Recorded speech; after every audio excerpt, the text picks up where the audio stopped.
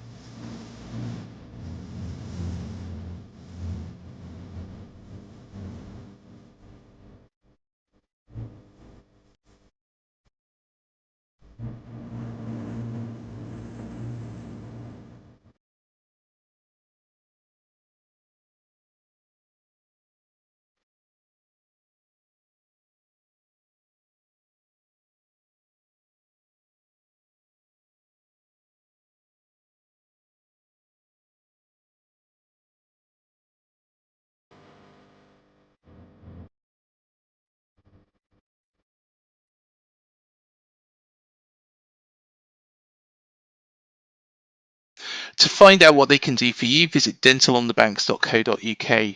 So, Fulham, of course, have been in decent form this season.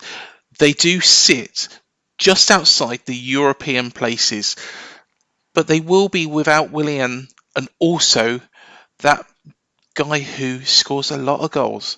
Of course, Alexander Mitrovic as well won't be playing against the Cherries on Saturday. To preview the game, we have somebody from one of the biggest Fulham channels out there. From Fulhamish, it is a pleasure to welcome onto the show Jack. Good evening, Jack. How are you doing, mate? I'm good, thank you. How are you? Yeah, all good, mate. And thank you so much for joining us on this show. So, of course, Fulham, a team that we encountered last season, a team that we spent a bit of time above, but of course you pipped us to the post for the title. Well, it wasn't such pip to the post, was it? You kind of ran away with it for a while. Yeah, well. I'll tell you what, though, when we came to Dean Court last year, or whenever, Yeah. it was a good game. Very even match. Very even squads at that point. We were both, obviously, you Parker, because you had him at the time, wanted Yes. to at least get a promotion. And yeah, that was it.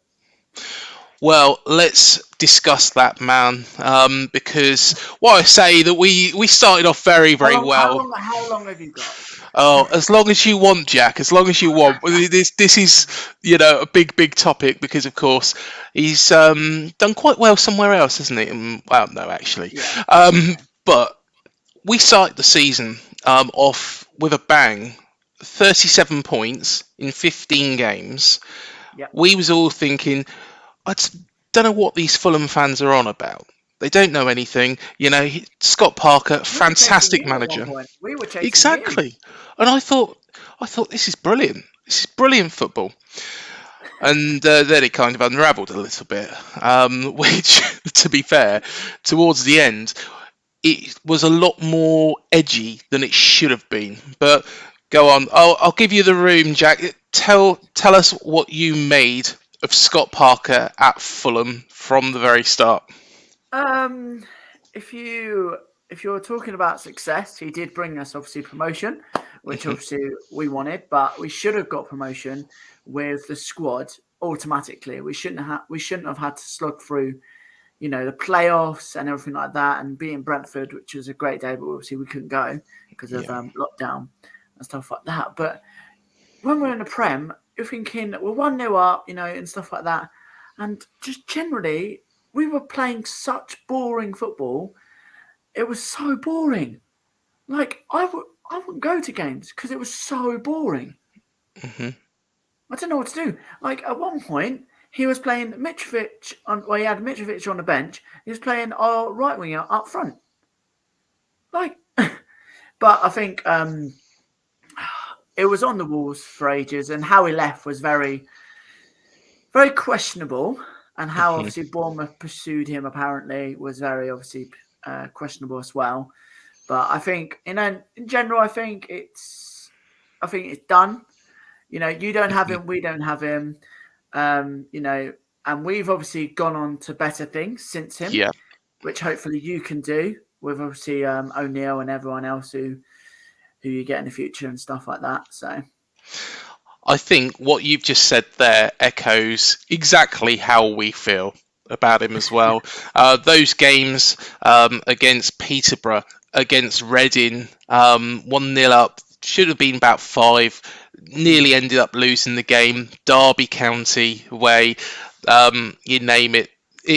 We stumbled over the line rather than what at one point looked like we was going to absolutely breeze it, and thought and dreamt of maybe even a points record finish, but it wasn't yeah, to be. But we got over the line. that's all that And matters. exactly. And last year was special for Fulham fans as well, wasn't it? And Yeah, it um, was it was it was probably one of the best teams I've seen in since Europa League campaign. mhm, And that's nothing against any other championship team or anything like that. But it was the fact that everyone knew their jobs and we were winning games at a counter. And, yeah, it was just an enjoyable time. And like, it was the first time I thought, we're a blooming good side, we could do this. mhm, We were losing games. We lost some games, at home or away. Like, obviously, don't want to talk about that. I think our bogey team was Coventry last year, but mhm. do you know what I mean? Like, you can't win them all. Can't win them all. But yeah, you know. Let's be honest, ours is Preston, and for some reason we can never beat Preston. I'll have to look back. We've beaten them before, but I'll have to really rack my brains to do that. But of course, under Marco Silva, Fulham were Yeah. fantastic, and Yeah. of course that man that Scott Parker left out, I knew Mitrovic, we were going to talk about this. I knew this would was come on up. fire, absolutely on fire. Well, that's what a belief player does to you. Believe, and the team plays, into you and stuff like that. The sky's the limit. Yeah, yeah, So, like, I think Dominic Solanke is what Mitrovic is to us. mhm, So, you know, you build your team and press with Solanke and also Philip Billing, who is class, by the way. I yeah. think he's class. And I know we were saying just before we come on here, Yeah. you would have loved to have seen Philip Billing at Fulham, didn't you? Yeah, well, I believe we may have put an inquiry in when obviously we went down, but you were down as well. So, Mhm. and Parker's not going to give us one of these best players. No, there is that. There is that. But Mitrovic has carried on that fantastic form into the Premier League. And of course, we had that game up at Craven Cottage, the Yeah, 2-all draw, it's a good where we draw. started fantastically well. It's not the first time. It's not the first time you've gone off the block. So I remember being, ironically, I was it was around December time, I think, and it Mhm, was a 1-1 draw in Championship. I was coming back in from the turnstiles and whatever, and yeah, I got back in, and you guys are celebrating within, I don't know, 10 seconds, and we were just like, "Are we?" And then obviously, you did it earlier this year. I think it was the first 2 minutes with yeah, Billing and Solanke, as we've just talked about. and it was beautiful build-up play. But Yeah, Fulham have shown that resilience that yeah. they don't accept defeat. And Yeah, that's one of the nicest things I think I've seen this year is we're actually trying. We're not just sitting back or, mhm, as we just discussed, Parker both 1-0 up, we sit back, There has been some games this year with Marco where you feel it needs a bit of a change and stuff like that. But, we got to trust in him and know he's got a plan. I think mhm. Brighton came into my mind away. Outwardly we weren't in the game at all. Like we were defending really, really well and Mhm. stuff like that. And then we made one change. Solomon came on. Vinny, who can I say we can win games without Mitrovic. Yeah. We can, and we have proven that this year, right? But we're not as creative, Mhm. because it's a different ball game without him. Of course, you're going to have to try and win this game on Saturday without Mitrovic and, of course, with Willian, who Yeah, both got sent off in that yeah, game against Manchester United in the Cup. It did look, until that moment, which, Oh, we were hands down the better team. yeah, We were hands down exactly. the You better team. was you was all over Man United, and Yeah. then unfortunately, Williams got sent off, and then It, Mitrovic. it was a sending off in the letter of the law. Mhm, If you actually look at the rules, it was a sending off. It was a handball. But I think what amazes me mhm, is yes, Mitrovic should have been sent off, but if you actually look, he gets nothing. He gets nothing. Entire games, he gets nothing. mhm, He gets fouled out of the park. And and people are acting this whole oh, he should be banned assaulting. It's not assault. It's not. Like they're comparing it to Cantona and mhm. stuff like that, which I think is extreme. It is, yeah. It is extreme.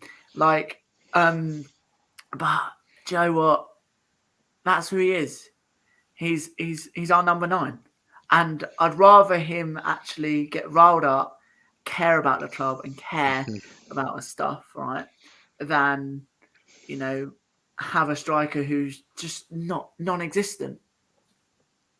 And my view of it was, to be fair, he wanted to have his say to the referee. He wanted to give his opinion, and I where mean, don't does get the me buck started on stop? Chris Kavanagh. Do not get me started on Chris Kavanagh. But I think that's a discussion for another day and not relevant to this game coming up. Yeah, to be honest, we've got our gripes with him as well. So honestly, don't worry, you carry on. Um, but looking at Fulham's recent form, because of course you started the season so well, Yeah. you haven't won in the Premier League since the middle of February. Is there any concerns at all? I don't think there's a concern because I think the main aim for our season was survival. Hmm. Any Fulham fan who tells you now that they're expected to be here, I think a bit, oh, okay, cool. But most of us would have just accepted survival and Yeah. build. The fact we're doing so well shows how much work Silver has done.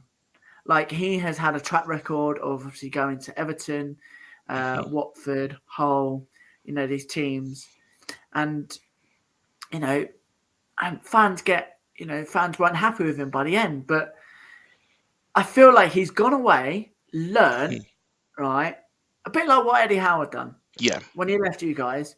He went off for ages and ages and ages, learned, and now look at him. He's at Newcastle, absolutely flying. Yeah. But I think that's what you get when you actually believe in a manager and actually get a manager who has goals and can do stuff. So, but I'm over the moon with the season. I just wanted to survive, and yeah, I'm just happy that we're not in this relegation fight with Palace, Wolves. Obviously, no disrespect you guys and stuff like that. Yeah, Well, you say survival was the target for Fulham, yeah, but you're up there. And of course, you mentioned the Europa League um, campaign years yeah. ago.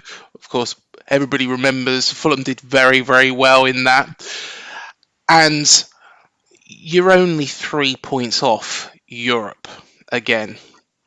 Yes, but the teams that are also in contention do have game in hands and they Yeah. do look really good. But we have proven, again, as I think I said earlier, we can win without Mitrovic. We won against Brighton without Mitrovic Hmm. and Willian.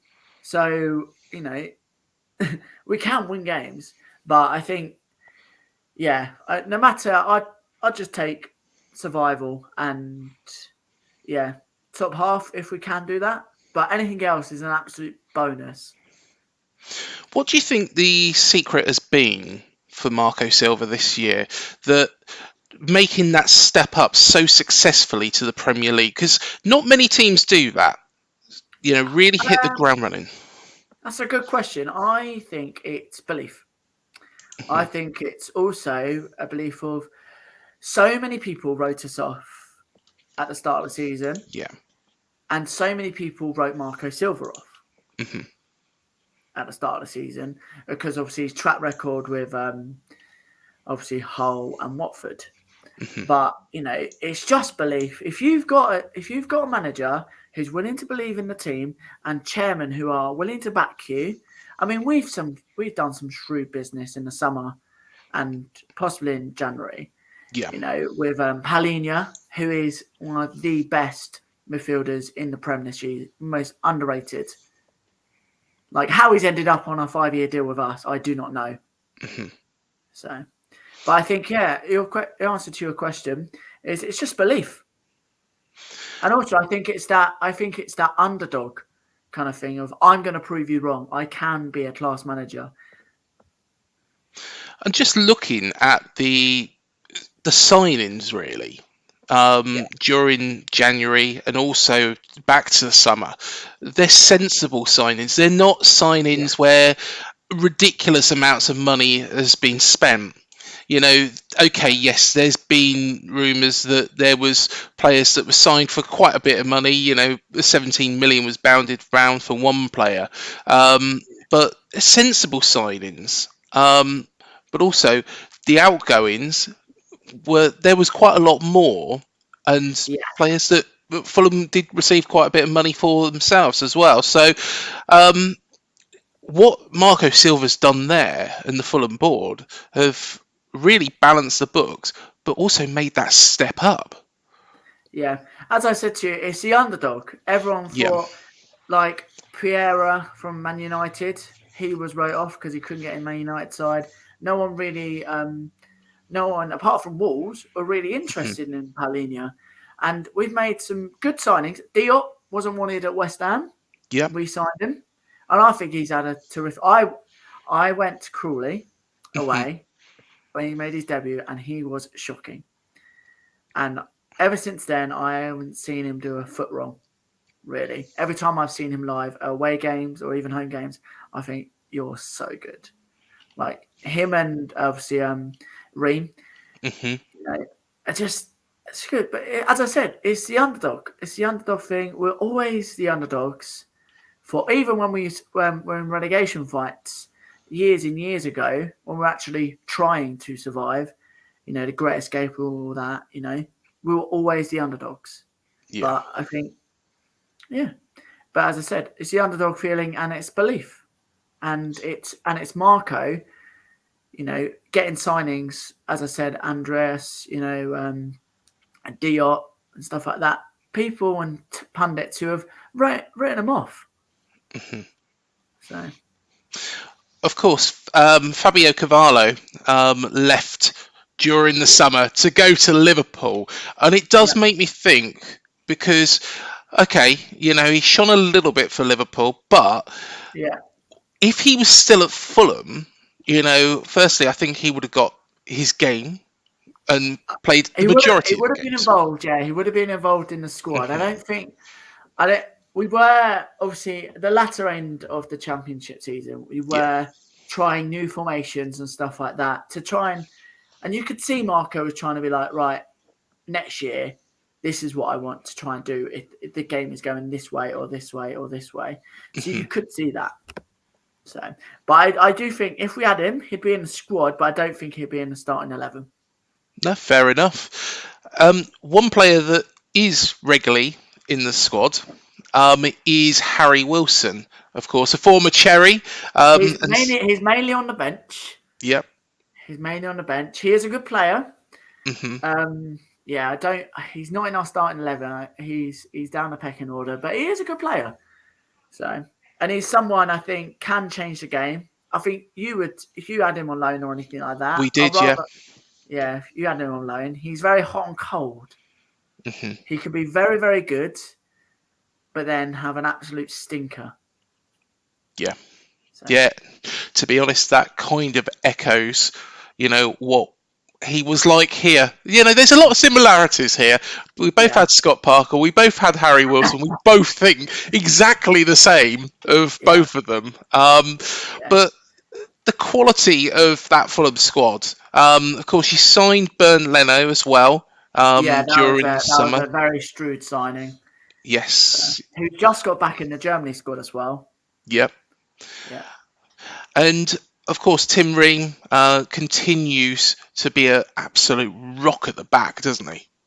yeah. I mean, Guardiola said if he was 10 years younger, he'd be in the City squad. So you know, only if he. We don't really know what to make of that because he is having a phenomenal season, and I thought it was going to be his last season last year, but he's we've ruled him out for one last dance this year, and next year he's signed a contract. So yeah, we'll see what happens. But he's having a terrific season, and we're having a terrific season because everyone wrote us off, which is good. So it's fair to say Fulham are 100% safe from relegation this season. Yeah, I don't. I would say so. I would say so. It would take a miracle Oh, to, it I think, would. we would have to lose every single game. And I still don't think you would go down, even if you did. Mm. But personally, I think that Marco Silva has done a fantastic job. Yeah, If, say, for example, you do somehow get to and achieve European football, how yeah, do you manage that going into next season? Because, of course, Wolves have done that recently and struggled a yeah. bit. West Ham have done that recently and struggled a bit. How would Fulham approach that? It would be if we got it. It'll be obviously I have to get my passport, renewed, and it'll be a great time for everyone involved, and also for I think for British and Premier League, Hmm. because even in when we were last in European football, we were the underdogs. Yeah, We got to the final, but I think it would really depend on if we did. I believe Paulinho. It'll be more incentive. Paulinho will stay. Yeah, I yeah. do think he will stay, but I think there'll be more chance of him because obviously European football, and he came from Sporting Lisbon, so he was playing European football. But yeah, it really depends on who we sign in the summer, and trying to get some depth in the squad if we do make European, because obviously we'll have to go from European or abroad Thursday to playing a Sunday, and try and juggle that. And then obviously if we get an injury and stuff like that, it really does depend on who we sign in the summer. Of course, you've broken the hoodoo of the Fulham Norwich team swap analogy, which there That's seemed to be happening. But are you worried of second season syndrome? I'm not worried, but what I think people need to remember is we were a name in the Premier League. We were constant Yeah. for at least 10 years. Hmm. We were struggling and we weren't the best team, Hmm. obviously, in the Prem, but we were in the Prem for 10 plus years. And then obviously some, decisions and background stuff and squads weren't up to date and managers, like Mark Hughes and stuff like that, who've gone off to apparently, but went off to better things apparently in QPR. Um, but I'm not worried about relegation. But I think it's if we are around relegation next year, then worry. But I want to, at the moment, as a fan, enjoy where we are now and not worry about where we might be next season. Worry about that later, but enjoy the where we are now. Like you say, Fulham, enjoy being the underdogs. I remember going back, wasn't it around about 2007, 2008 time? Fulham, I believe, were relegated At against half time, Manchester yeah. Yeah, City at at half time. half time. Yep. And that was, I think you had about 4 or 5 games left to go, didn't you? And you ended Yeah. up staying up. Yeah. It was it is class one of the greatest comeback, greatest survivals of all time. Up there with Leicester and West Brom back in 04, 05, I think it was. But I think, yeah, I would say it was the underdog story, and we were relegated at half time. And I was looking forward to going to seeing QPR back in the Championship, but then we survived and we went on to better things with Roy, who has And obviously come back to Palace. of course, on that subject, do you think Roy is going to turn Palace around, because they are the team that are in the worst form in the Premier League at the moment? Well, I went on Boxing Day to watch Fulham versus Palace, and I thought this would be an interesting game.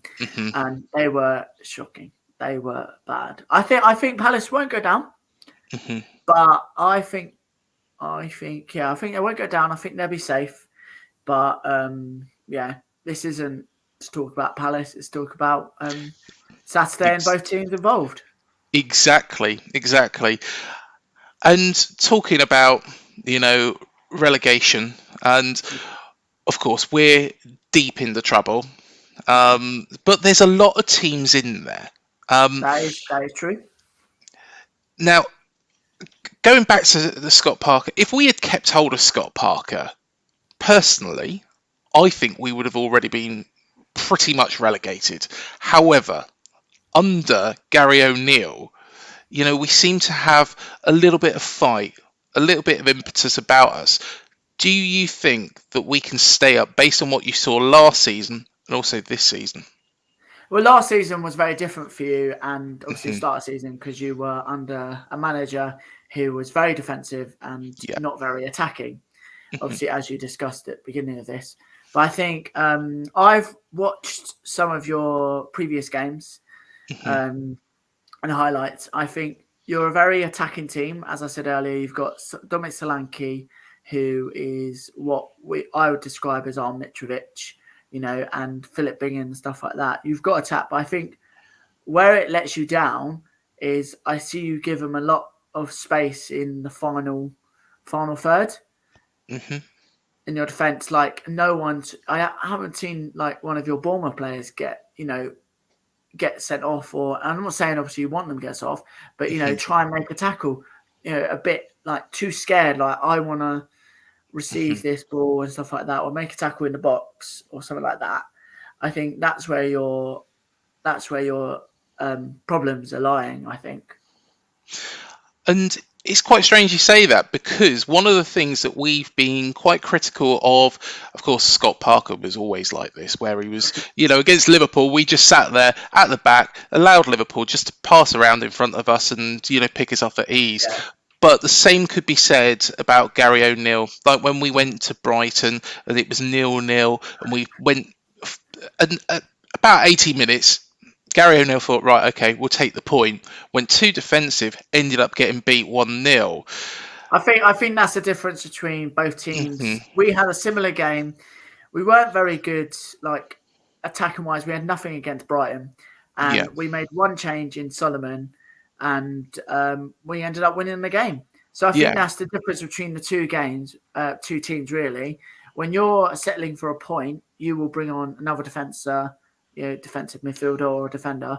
We will try. We think we're still in the game. Let's win it. I think that's the difference between both teams at the moment. Is we will go attacking, you will settle for a point. Yeah, and I don't disagree with that at all. And I think, that it's quite interesting. We did leave ourselves quite open against Aston Villa. And I think there needs to be a couple more tweaks, but I think Gary O'Neill is getting there. But which three teams of that lot do you think will drop at this moment in time? I did think Southampton were down when they were 3-1 down against Tottenham. But they've obviously given themselves a bit of, a fight. Yeah. I do think Southampton go down. I do think Leeds will go down. Yeah. And I just can't make up the last spot because it's so tight between obviously Palace, Wolves, Forest. I think if you're going on form and passion and players knowing what to do and stuff like that, I think Bournemouth will go down. Hmm. But I don't personally want you to. I think Forest will go down Hmm. because they're not in great form either. Whilst Yeah. teams obviously winning around you, obviously you guys beat Liverpool. I thought you were very unlucky against Arsenal, but we were awful against Arsenal Hmm. at home. Um, and I think it's anyone's game. I can't make up the bottom. You ask anyone, and it's three completely different teams. Yeah. Yeah. To be honest, I actually drilled down and I looked at all the fixture lists of each of Yeah, the sides, and you think, right, okay, Southampton and yeah, Everton have got particularly horrible run-ins. yeah. The Leeds haven't got particularly nice run-in. Wolves have got the best run-in of the lot, but then again, Yeah. Wolves don't seem to perform very well with against teams around them. So That's the thing. it's I'm hopeful, fingers crossed, we can do it, but I think it's going to be very, very close. But we will get to the predictions in a second, but Okay. before we do that, Jack, please do tell everybody about where they can find Fulhamish and all the Twitter and also YouTube handles. So obviously you can find it on YouTube. Just type in Fulhamish. Same with Twitter and on Spotify and all your podcast apps. Pretty much, you can find them on anything really. Yeah, and all the details will be below as well. So, yeah, we do this with everybody, Jack, predicting how this is going to go. Um, no Willian, no Nobody. Yeah. Mitrovic. Yeah. How do you think Fulham are firstly going to approach it, but secondly, how do you think it's going to end up? Well, we won't have Mitrovic for possibly 10 games. We don't know yet because the Hmm. FA are not giving any light. We Hmm. won't have Marco in the dugout, so Super Louis Bermorte will be there. Hmm. I think it'll be a very open game. Yep. I think Philip Bingham will be very good. Hopefully, well, hopefully he's not, but I think he is. I do feel it'll be an open game. I can see us winning it. I think Vinny will obviously come in and we have a different game. But we've proven, as I said previously, that we can win games with Vinny up front against Hmm. Chelsea, against Brighton, and stuff like that. So I do think it'll be an open game. I think we'll win it 2-1. But Hmm. do you know what? If it's a good game and I think, we've played well and stuff like that, I won't mind the result. I wouldn't mind taking a 1-1. So I've got a feeling that we might take advantage of the yes. suspensions. Um, Yeah. I I wouldn't think blame you. I wouldn't I blame you. think we will go for it. I think we won't sit back. I think at this point we've got 11 games to save ourselves Yeah. from the drop, and to be fair, we've only got 3 of the top 6 Okay. remaining. So that's why I think we've got a chance. And But I you've think, proven you can beat some of the big teams, as in, you beat Liverpool at home recently and you were yep. 2-0 up against Arsenal and stuff like that and game plans and stuff like that. So you have proven, you Mhm. know, that you can keep in games and stuff like that. So, you know, but as I said to you, we can't tell at the moment who is going down because every single person will give you a different bottom three. Mhm. I So think we'll approach it exactly like we did that Liverpool yeah, game, but also like we did the Aston Villa game. Um, so I think it'll be a 4-4-1-1, and I'm going to go for a 2-1 win. okay. I think the man that will score the first goal for us is going to be Dongo Atara. Oh, really? Who, of course, a Burkina Faso international. He's been absolutely outstanding. It was controversial at the time when he signed from Lorient because of Bill Foley's ownership Yeah. of them as well. But I think, he's set up so many opportunities. He's gone close in so many opportunities. I think he's going to get his stroke of luck to score. And then I think the floodgates might open a little bit for him as well. So I think once he gets to one, the confidence will come for a second one. Yeah. I think your friend Phil Bill will probably grab the second, but I think Vinny will probably score for you Yeah, well, because it depends on how we play. I mean, he doesn't mm, get many game times, but now he's been chucked in for possibly 6 games, 10 games. We don't know yet. So he's our only real striker. I think we will play well.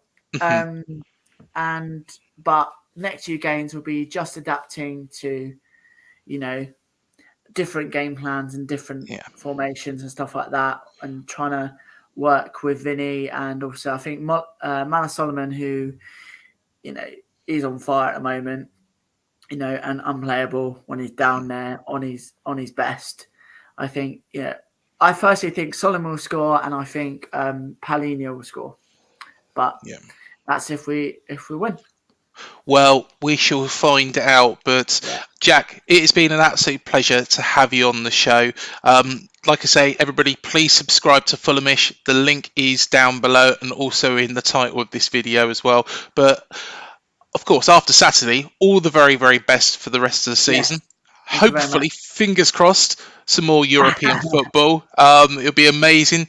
Never know, you might possibly get to the final again next season. You know, Well, hopefully we get to come back to Bournemouth next year. Hopefully you do, you know, survive and build on what you're saying, you know, is confidence and stuff like that with some of the positive, you know, displays you've had. So and hopefully I'm hoping we can start our survival plans early, because of course I don't know if I could really go through a great escape like yours, although that must have been amazing when you did it and it was yeah. finally over. um I don't think you want to go to Luton on a Tuesday night either, do you? No, most definitely not. I don't really want to ever go to Kenilworth Road ever again, which, of course, next season will probably be the last chance. Yeah. But yeah, Well, hopefully you don't have to go. Hopefully, yeah, hopefully you do survive and stuff like that. And yeah, we get to come back to Bournemouth next year. yep, and we'll do all this all over again. But thank you so much, Jack. It has been a pleasure, and all the very best. Thanks for having me. And thank you, everybody, for joining us on this show. Please remember to hit the like, the subscribe, the bell button below to be alerted to any new content we do. Do also check out our recent interviews that we've done. Also, do check out our details on our sign-ins as well, and also cherry picking that is coming back. We will have some special shows for you coming up very, very soon, so keep your eyes peeled. And to be alerted, to be one of the first to watch them, just hit that subscribe, hit that bell. It does mean a lot to us, so thank you for doing that. But until the next show, up the cherries, and we'll see you then. Thank you for joining us.